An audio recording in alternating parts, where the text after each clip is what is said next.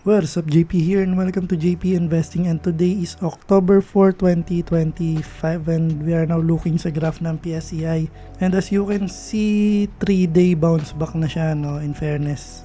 Nagkakaroon ng konting life pero pero honestly hindi na ako masyadong umaasa sa index kasi historically talagang sideways na siya, no, parang dekada na, and nagkakaroon ng misconception, no, yung ibang mga tao regarding sa Philippine stock market na worst na market nga daw, pero I don't agree with that. You can see naman, di ba, dito sa ating portfolio na almost halos maano na natin yung 50% return, no, in less than 2 years, pero hindi ko sila masisisi kasi maraming mga tao na nakabase sa index, no? Pero totoo naman, no, kung sa index mo pagbabasihan, worst talaga ang Philippine Stock Exchange Index. Pero in terms of company individually, I can say the Philippine market is one of the best, no? Gagawin ko ng separate video yung kasi maraming maraming mga comments na ayun nga tungkol sa misconception feeling ko, kaya nasasabi nila yung mga ganun. Pero ayun, that is for another video na lang. So nasa 6100 ulit tayo, balik na naman, and punta na tayo dun sa ating Excel file, no? So nandito na tayo sa ating Excel file. Today is week number 102 na, which consists of September 29, 2025 hanggang October 3, 2025, which is kahapon, no, kasi Sabado ngayon with October 4. And money invested, wala pa rin dahil nasan na? Nawala. Nawala. Ano yun? 9,500 na yun . Yeah, tama, 9,500 kasi 12,500 yung pinakahuli ko, and 9,500 na lang yung utang natin, no? So para dun sa mga bago, utang ko yan sa sarili ko dahil nag-advance deposit ako nung mga nakaraang buwan para ma-capitalize yung pagbagsak ng mga falling stocks before, no? And thankfully nagbibigay na siya ng maganda-gandang return, no? So with that, muna tayo sa dividend received. So nakatanggap tayo within this week ng LTG, TAP, tsaka Costco. Sa LTG parang 480 plus yata, and Costco yung 500 plus, and TAP 11 pesos parang ganun. So which we have a total dividend received within this week that is 1,079.46 pesos, no? Na plus ko na ba to? I think so. Tingnan natin.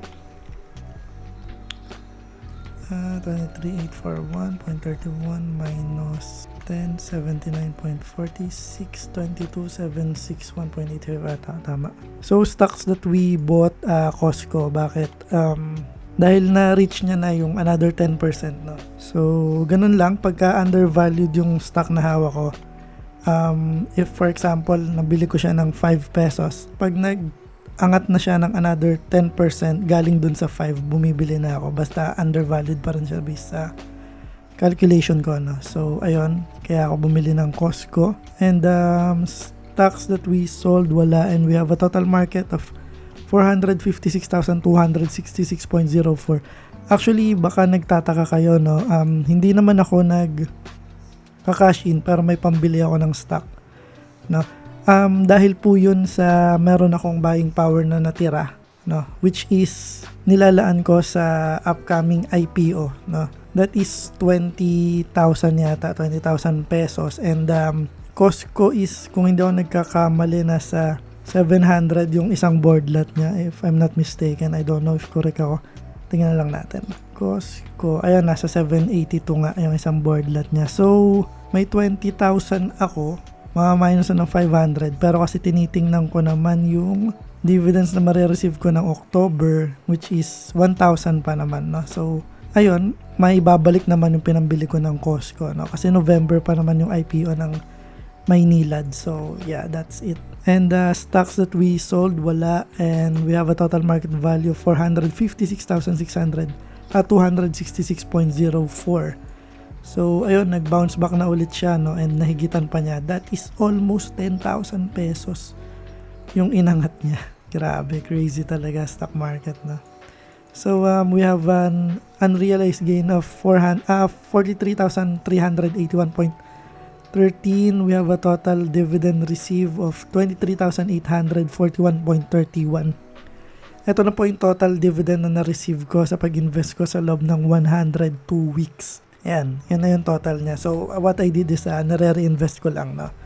And we have a total gain of 135,681.04.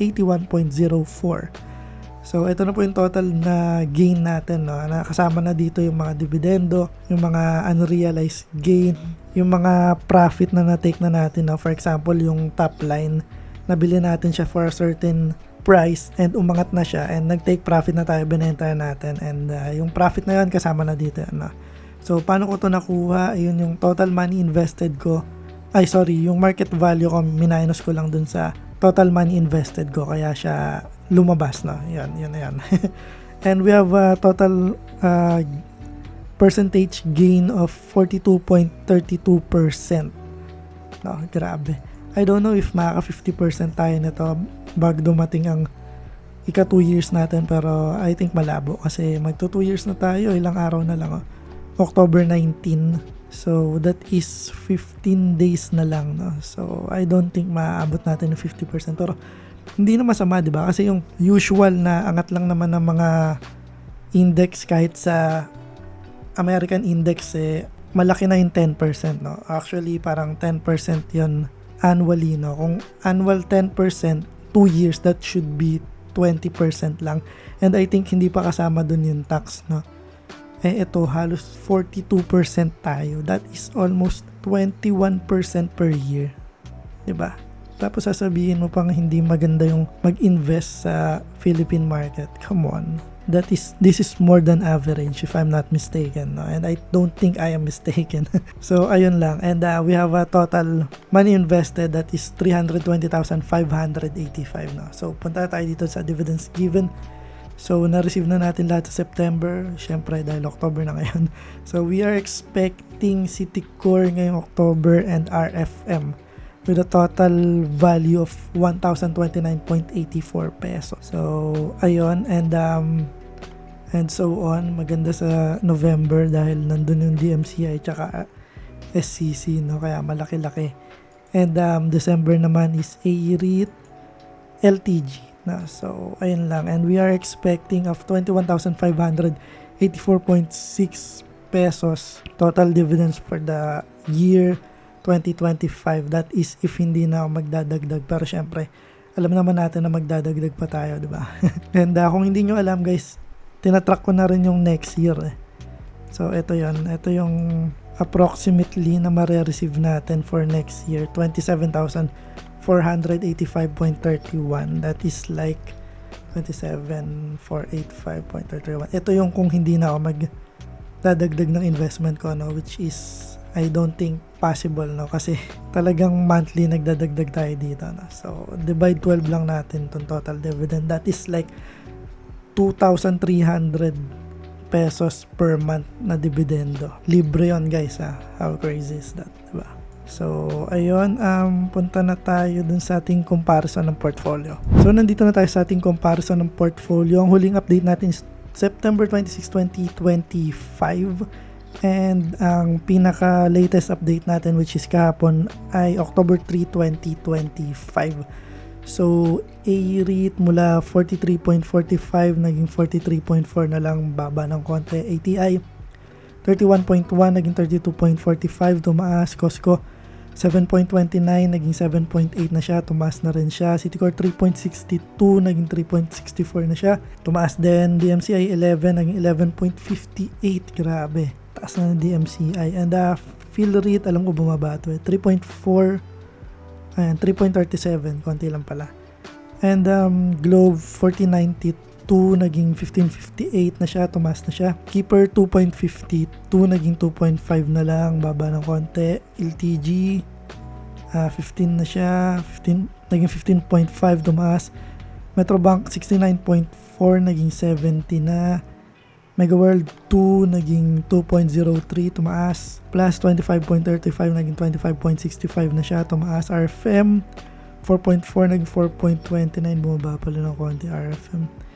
And Semirara 35, naging 35.7, tumaas na. And mula total market value of 446,672.77, naging 456,266.04 na siya. And that is all for today's video. No? Maraming salamat sa mga patuloy na nanonood, sumusuporta. Please do like, comment, and subscribe. Magtanong lang kayo at tatry ko sagutin kung alam ko or kung kaya ko. And yun lang, maraming salamat. JP out.